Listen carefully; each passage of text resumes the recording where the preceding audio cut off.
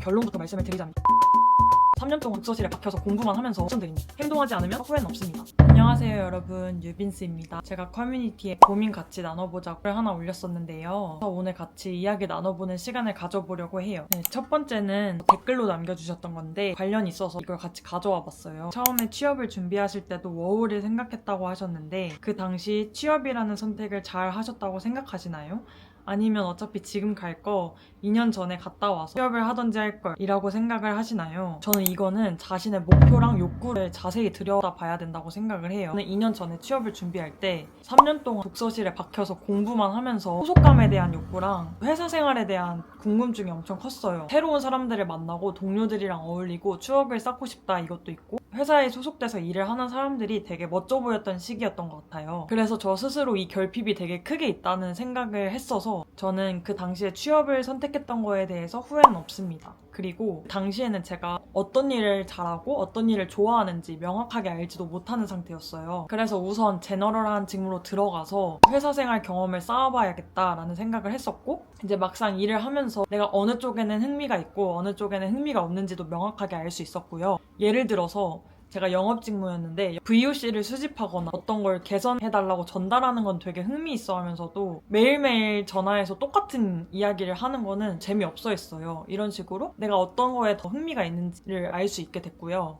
그리고 그 당시에 엄청 동료들이랑 잘 지내면서 소속감에 대한 욕구도 해결했었습니다. 그리고 회사에서 저는 일을 하면서 제가 시공간의 제약을 받으면서 회사에 속해 있는 것보다 조금 더 자유롭게 안정적이지 않은 프리랜서 같은 길이 더 저한테 잘 맞는다고 생각을 했습니다. 그리고 호주에서 워홀 생활을 하면 분명 장단점이 공존한다고 생각을 해요. 그렇기 때문에 많은 워홀러들이 말씀하시는 것처럼 목표를 설정하는 게 가장 중요하다고 생각을 하는데요. 내가 워홀에 가서 어떤 걸 제일 얻고 싶은지를 한번 고민을 해보시고 워홀 가서 현타 얻은 이야기들을 좀 주의 깊게 들어보시면서 내가 이런 고통을 얻으면서도 그래도 내가 워홀을 가고 싶나 이런 생각을 한 번 더 해보셨으면 좋겠습니다. 그 다음 사연은요. 수권 비자를 신청해두고 한국에 돌아온 지 한 달 정도 된 것 같아요. 호주에 있을 땐 계속 호주에 살고 싶었는데 제가 한국 사람이어서 그런지 주변 사람들이 아직 갓 대학교 졸업한 나이라서 학교 편입을 해서 공부를 좀 더 하라고 하니까 마음이 많이 흔들려요. 또 내가 호주로 돌아갔을 때 잡을 못 구하면 어떡하지? 라는 생각에 불안해서 못 돌아가겠는 것도 있어요. 그래도 극복하고 호주로 돌아가면 분명 제 삶을 살아갈 수 있겠죠? 한 학기 다니다가 휴학하고 다시 호주에 갈까? 아니면 그냥 호주에 가서 맨 땅에 헤딩하는 거지만 영어 공부하고 일하면서 내가 정말 뭘 해야 할지 정하는 게 좋을까? 결론부터 말씀을 드리자면요. 저는 한 학기 다니고 휴학하는 걸 추천드립니다. 왜 그렇게 생각을 하냐? 물론 제가 이전 영상에서는 남들에 휩쓸려서 대학교 과를 선택을 하고 자격증까지 공부를 하고 했던 걸 후회한다고 말씀을 드렸지만 앞으로 내가 뭘 좋아하고 뭘 잘하는지 앞으로 뭘 하고 싶은지 정하는 건 호주에 뚝 떨어진다고 해서 바로 생각나는 게 아니라고 생각을 해요. 저도 이 질문을 스스로에게 엄청 오랫동안 던지긴 했었는데 언제 명확해졌냐? 제가 2023년에 회사를 다닐 때 저 스스로한테 질문을 엄청 많이 하고 제가 어떤 걸 할 때 행복하고 만족스러운지 그 메모를 남기고 나서 그 뒤로 7, 8개월이 지나고 나서야 내가 이런 거를 잘하는구나 이런 걸 알게 됐어요. 물론 사람마다 인지하는 속도도 다르고 시기도 다르고 훨씬 빠르게 이걸 알게 된 사람들도 있고 사람마다 다 다르긴 하지만 어딘가에 도착해서 앞으로 난 이렇게 살아야겠다라고 정하는 것도 좋지만 스스로에게 질문을 하고 기록을 할 때 비로소 자기를 더 잘 알게 된다고 생각을 해요. 사실 제 생각에는 편입을 하기 전에 선제적으로 생각을 했으면 좋았겠지만 지금이라도 하면 좋겠다라는 거는 내가 어떤 활동을 할 때 만족스러운지를 한번 적어보시고요. 남이 시키지 않아도 내가 꾸준히 하는 건 뭔지를 한번 고민해보세요. 저 같은 경우에는 기록하기, 감정 정리하기, 회고하기, 새로운 거에 호기심 갖기 이런 것들은 남들이 시키지 않아도 제가 먼저 하고 있는 거더라고요. 그리고 한 학기 다녀보시고 편입한 과랑 나랑 방향성이 진짜 맞는지 내 적성, 향후 커리어 이런 걸 다 고려했을 때 이걸 살리는 게 좋을지를 한번 고민을 깊게 해보시고 고민은 대학생 때 꼭 한번 해봐야 된다고 생각을 합니다. 아직 대학생이시면 교환학생이라는 제도도 있으니 여러 루트로 한번 고민해보는 것도 좋을 것 같아요. 사실 이거는 제 의견이고요. 본인 스스로가 제일 잘할 거라고 생각해요. 어떤 결정을 내렸을 때 내가 제일 후회가 덜 남을 건가 이 생각을 한번 꼭 해보셨으면 좋겠습니다. 그리고 일을 못 구하면 어쩌지? 이런 불안감 같은 거는 사실 모두가 느끼는 감정이라고 생각을 해요. 그래도 현실이기 때문에 두려운 감정이 분명 든다고 생각을 하지만 본인 스스로에게 어떤 게 더 우선순위가 되는지 내가 뭘 간절하게 원하는지를 한번 되물어 보시고 다시 한번 생각해 보시면 좋을 것 같습니다. 첫 번째 사연은 안녕하세요. 저도 내년쯤에 워홀 생각하고 있어요. 결심하기 두려우셨을 텐데 너무 멋있으세요. 혹시 가족들은 어떻게 설득하셨나요? 저는 사실 그게 제일 고민이에요.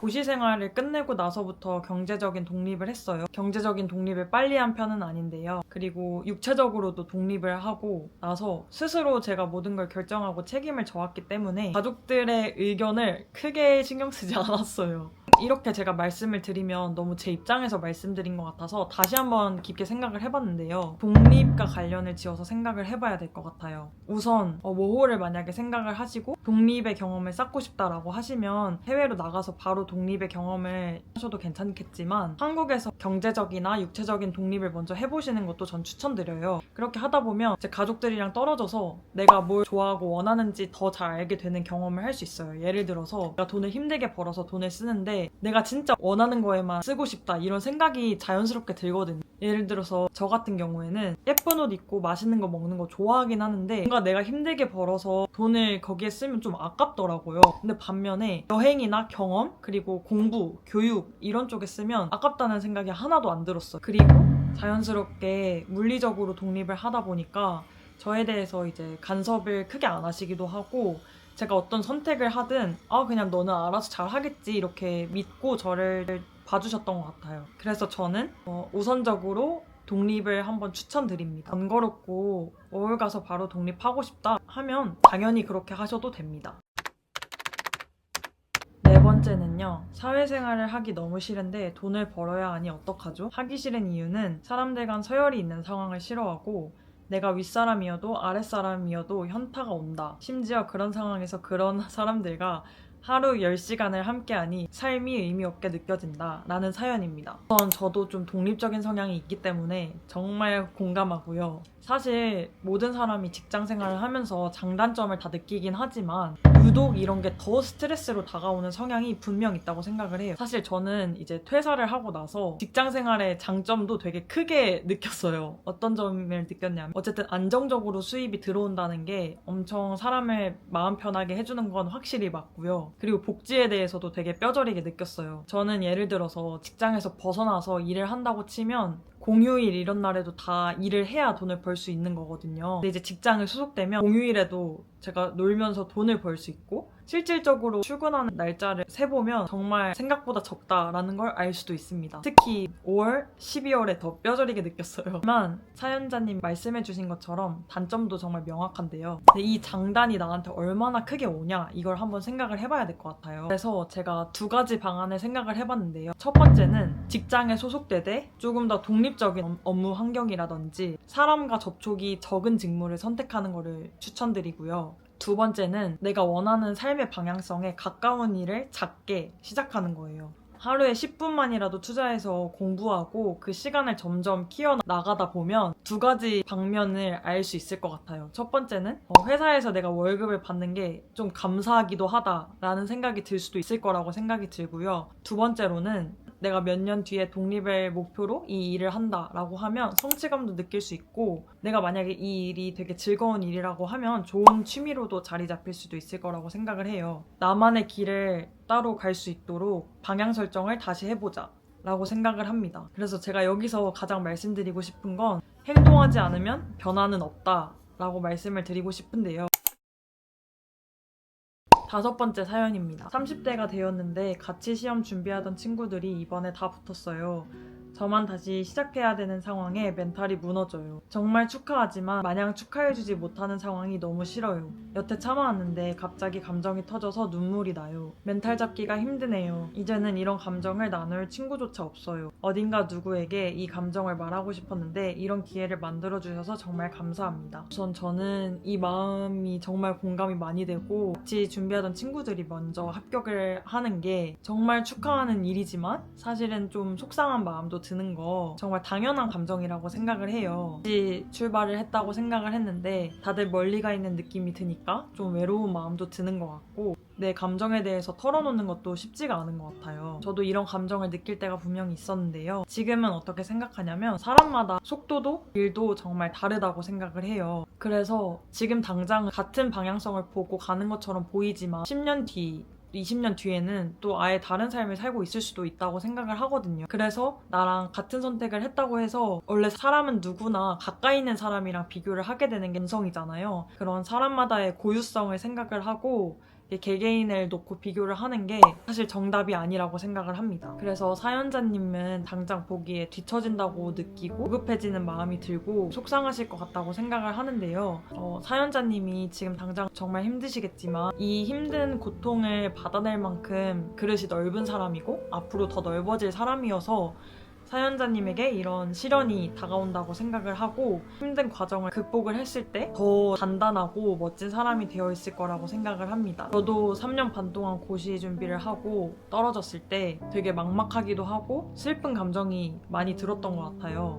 근데 지금은 그 일이 있어서 이런 이야기도 나눌 수 있다고 생각을 하고 앞으로 제가 다른 고통이 저한테 다가오더라도 그 당시에는 너무 힘들겠지만 또 내가 이겨냈으니까 분명 또 이겨내지 않을까? 이런 저에 대한 신뢰가 강하게 생긴 상태입니다. 그래서 지금은 제가 더 잘 어울리는 옷을 입고 있고 더 좋은 방향으로 저를 이끌었다고 생각을 하고 있어요. 그래서 당장은 너무 괴롭고 힘들겠지만 내가 너무 그릇이 큰 사람이어서 내가 얼마나 잘 되려고 앞으로 이러는 걸까? 라고 사고를 한번 바꿔서 생각을 해보시면 더 좋을 것 같아요. 지금 상황에서는 힘내지 마시고 그냥 가만히 있는 것만으로도 정말 대단하시고 남들이 못하는 걸 하고 있는 거고 스스로를 많이 격려를 해주셨으면 좋겠습니다. 6번째 사연은요.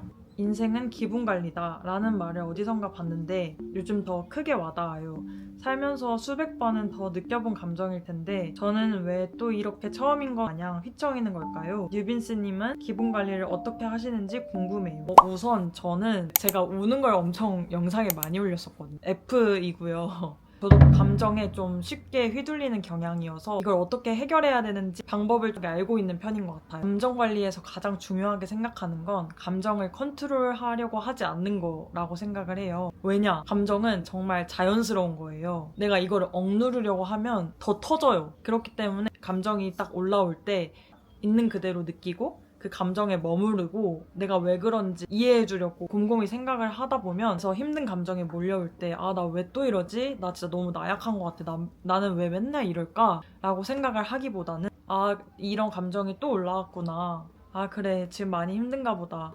근데 이것도 금방 지나갈 거야 라고 생각을 하는 게 훨씬 더 스스로한테 도움이 된다고 생각을 해요. 행동과 관련된 해결책은 예를 들어서 무기력한 감정이 올라온다고 가정을 하면 보통 누워있거나 방이 지저분하거나 이런 상황일 경우가 많거든요. 체력적으로 힘들어서 좀 요양을 하다 보니까 너무 루즈해지고 우울해지고 무기력해지고 이렇게 바뀐다고 생각을 하는데 이럴 때는 그냥 모자 푹 눌러 쓰고 패딩 입고 나가서 무조건 산책을 하면 감정이 많이 해소가 되더라고요. 그리고 나간 김에 맛있는 것도 사오고 좀 나가서 걷고 오니까 기분이 좀 나아지니까 방 청소도 좀 할 수 있으면 살짝 정리를 하고 샤워도 하고 이러면 감정이 훨씬 나아지더라고요. 그래서 제가 추천드리는 건 내가 어떤 걸 할 때 행복해지고 스트레스가 해소되는지 메모장에 하나 두 개씩 저장을 해놓고 나중에 너무 힘들어졌을 때 그걸 꺼내보고 실천을 해보는 걸 추천드려요. 그걸 해소하는 제 창구가